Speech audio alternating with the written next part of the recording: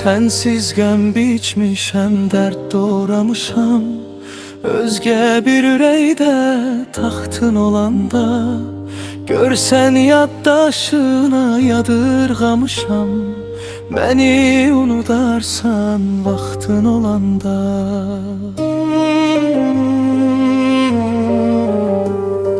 Sensiz qəm biçmişəm, dərd doğramışam.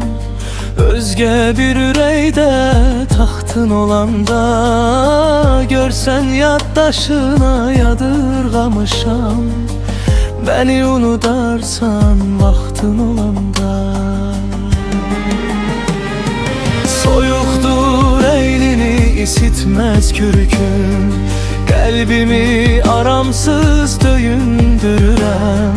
Sevgimi paltara çevirip her gün, yalın ürəyimə geyindirirəm. Soyuqdur əynini isitməz kürkün, qəlbimi aramsız döyündürürəm. Sevgimi paltara çevirip her gün, yalın ürəyimə geyindirirəm.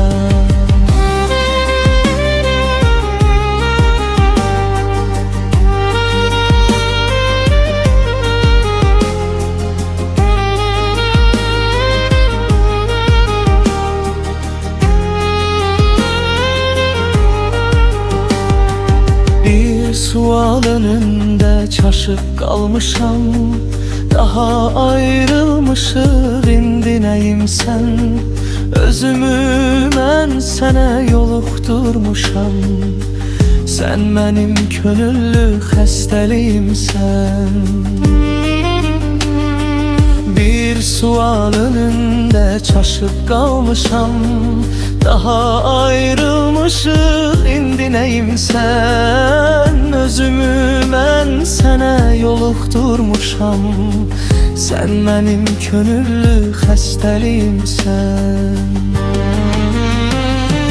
Xatirən bir qadın bədəni olub, gördüyüm yuxular hələ bitməyib.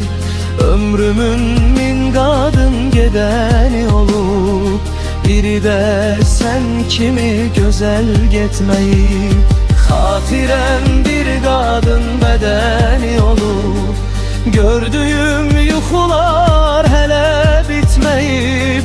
Ömrümün min qadın gedəni olub, biri də sən kimi gözəl getməyib.